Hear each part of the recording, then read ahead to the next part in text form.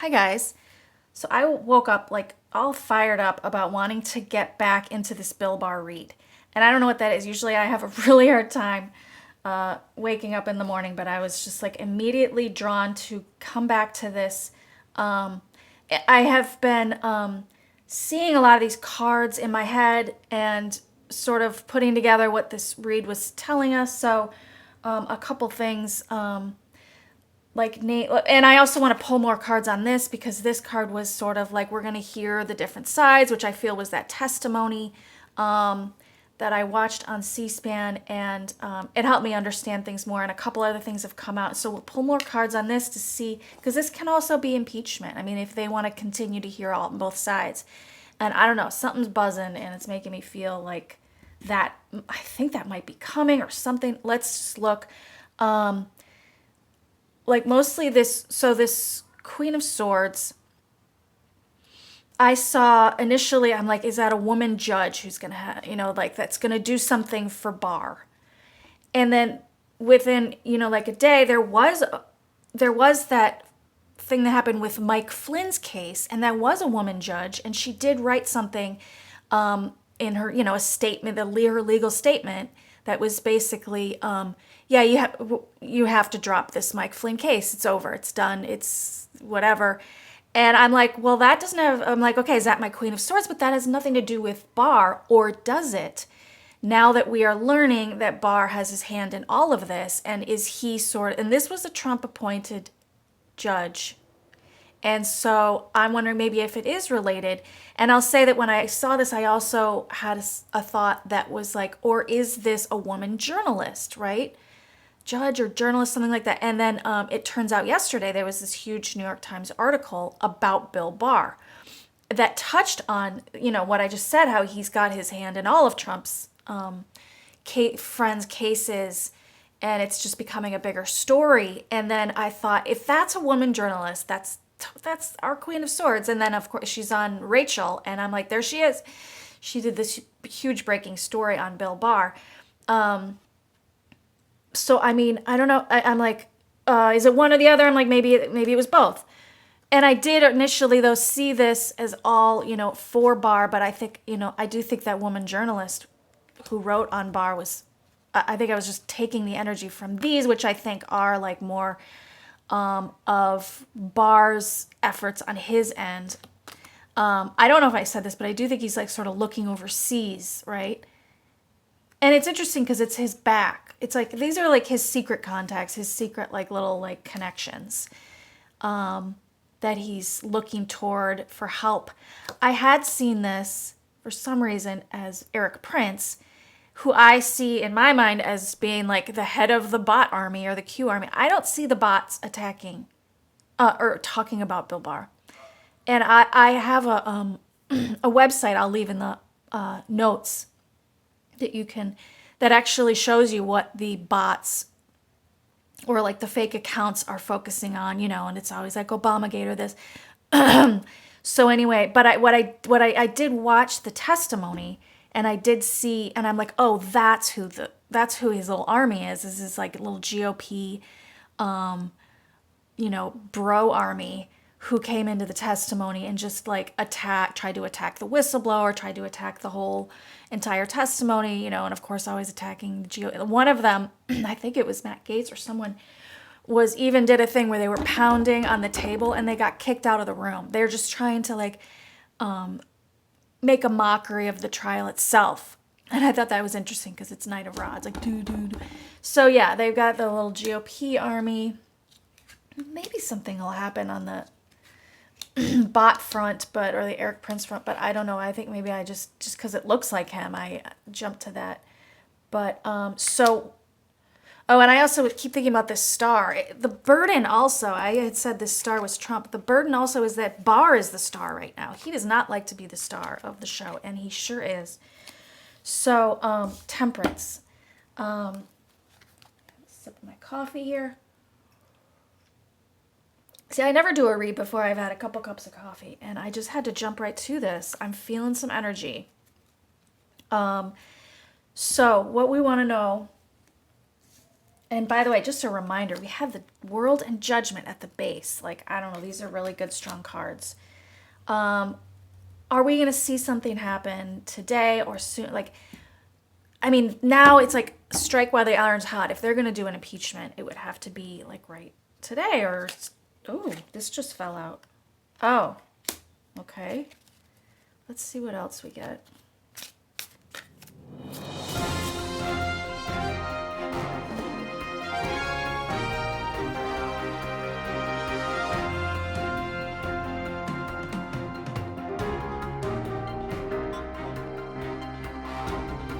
Okay, I removed the old cards and we will look at our new cards now. And here's what I get. Out of the okay, so, you know, this being, let's look at all the evidence and consider what to do. Now I get these two cards first. This popped out, okay, like, and what I've gotten on this, I think this does relate to the Epstein stuff, okay? I think deep down, this is like, whew, this is a part of whatever all this crazy behavior is. It's coming down to a lot of that stuff that happened with those women.